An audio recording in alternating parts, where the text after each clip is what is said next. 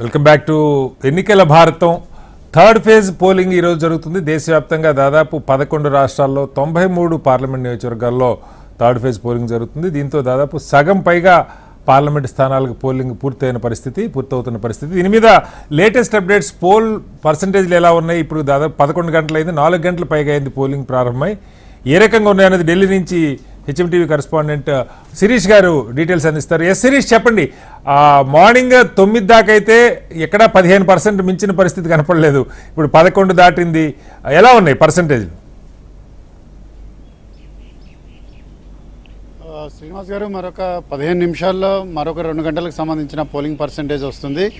11:30కి కేంద్ర ఎన్నికల సంఘం దీన్ని అప్డేట్ చేస్తుంది. ప్రస్తుతానికైతే 9:30కి సంబంధించిన అప్డేట్స్ మాత్రమే కేంద్ర ఎన్నికల సంఘం ఇచ్చింది. అంటే 7 గంటల నుంచి 9 గంటల వరకు నమోదైన పోలింగ్ శాతాన్ని 9:30 గంటలకి, అదేవిధంగా 9 నుంచి 11 గంటల వరకు నమోదైన పోలింగ్ శాతాన్ని 11:30 గంటలకు కేంద్ర ఎన్నికల సంఘం రిలీజ్ చేయనుంది. అయితే ఓవరాల్గా చూసినట్లయితే సమ్మర్ సీజన్లో ఉదయమే ఎక్కువ పోలింగ్ అనేది కూడా నమోదు కావాలి, కానీ ఎక్కడ కూడా దాదాపు 15% కూడా దాటిన సందర్భాలంటివి కూడా లేవు. అస్సాంలో 10% ఉంది, బీహార్లో కూడా 10% ఉంది, ఛత్తీస్గఢ్లో కూడా 13.24% మాత్రమే ఉంది. దాదానగర్ హవేలీ అండ్ డయ్యూ డామన్, అండమాన్ నికోబార్ దీవులు, అంటే అక్కడ ఒకటి ఇక్కడ ఒక నియోజకవర్గం ఉంది కాబట్టి ఈ రెండిట్లలో కూడా 10.13 మాత్రమే ఉంది. గోవాలో మాత్రం కొంత స్వల్పంగా పెరిగింది, 12.35 పోలింగ్ పర్సంటేజ్ అనేది నమోదైంది. కానీ గుజరాత్లో ప్రధాని నరేంద్ర మోడీ ఉదయం 7 గంటలకే వెళ్ళి అత్యధిక సంఖ్యలో ప్రజలు బయటకు వచ్చి ఓట్లు వేయాలని చెప్పేసి కూడా కోరారు. పెద్ద సంఖ్యలో ఓటింగ్ హక్కును వినియోగించుకోవాలని చెప్పేసి కూడా విజ్ఞప్తి చేశారు. అన్ని కూడా చెప్పినప్పటికీ కూడా అక్కడ 9.87% మాత్రమే పోలింగ్ అనేది కూడా నమోదైంది. కర్ణాటకలో కూడా అదే పరిస్థితి. కర్ణాటకలో కూడా 9.45% మాత్రమే పోలింగ్ అనేది కూడా నమోదైంది. ఒక మధ్యప్రదేశ్లో మాత్రమే 14.22%, అంటే కొంత ఎక్కువ పోలింగ్ అనేది కూడా నమోదైంది. ఇటు మహారాష్ట్రలో అయితే మరీ దారుణంగా అత్యల్పంగానైతే దాదాపుగా 6.64% పోలింగ్ మాత్రమే నమోదైన పరిస్థితి. పశ్చిమ బెంగాల్లో మాత్రం అత్యధికంగా పోలింగ్ అనేది నమోదవుతుంది. మొదటి 2 దశల్లో కూడా కనుక చూసినట్లయితే పశ్చిమ బెంగాల్లో దాదాపు 70% పైగా పోలింగ్ అనేది కూడా నమోదైంది. మొదటి దశలో అదేవిధంగా ఉంది, 2వ దశలో అదేవిధంగా ఉంది. కానీ ఇలాంటి ఉత్సాహం అనేది కూడా మిగిలిన రాష్ట్రాల్లో ఎక్కువగా కనపడడం లేదు.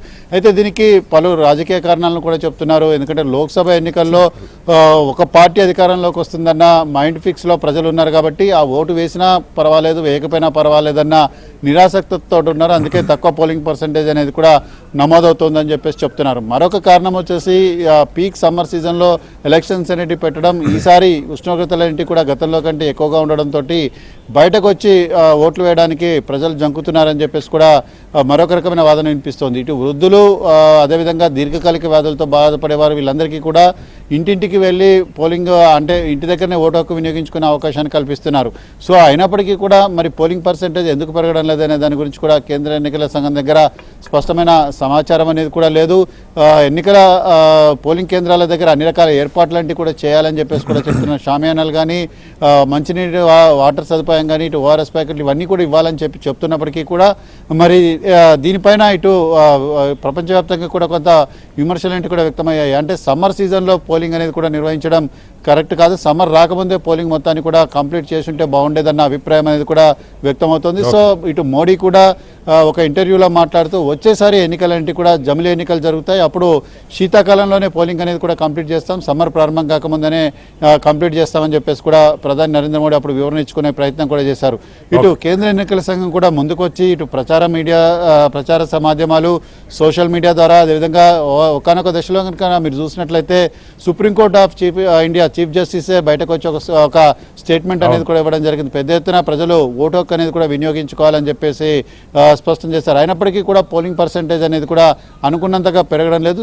చూడాలి మరికొద్ది నిమిషాల్లో, అంటే దాదాపు ఒక 7-8 నిమిషాల్లో 9 నుంచి 11 గంటల వరకు నమోదైన పోలింగ్ పర్సంటేజ్ అయితే ఉందో అది వచ్చే అవకాశం ఉంది. కాబట్టి అది ఏమైనా ఇంక్రీజ్ అయిందా లేదా అనేది కూడా చూడాలి.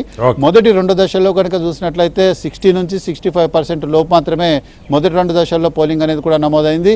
ఇటు 3వ దశలో అయినా మరి దాన్ని అధిగమిస్తారా లేదా అనేది కూడా చూడాల్సింది. శ్రీనివాస్. ఓకే.